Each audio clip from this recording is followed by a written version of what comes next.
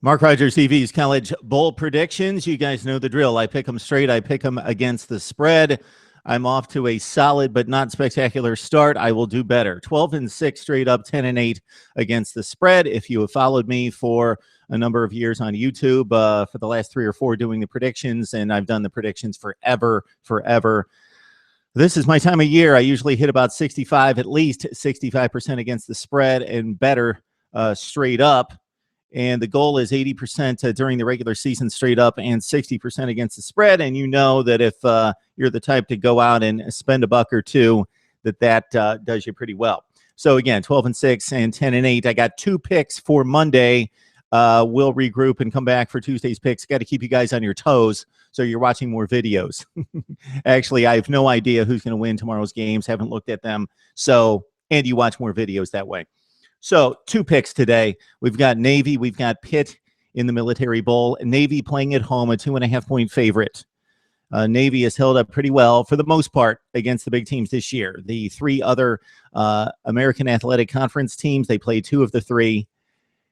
They played in the Notre Dame game, obviously took that to a 41-24 score. Anyway, Navy, I like over Pitt. They can throw it downfield with Keenan Reynolds, his last collegiate game. Pitt probably tougher, a little bit stronger in the trenches. Obviously, the size and the weight advantage, always an issue with Navy. But Pitt goes to Annapolis. I like the midshipmen in this game, the discipline, the technique. 2 very fundamentally sound teams, though. Navy -2.5. They get by Pitt. And then we've got the Quick Lane Bowl. And we've got Minnesota from the Big Ten. The Big Ten starts at 1-1.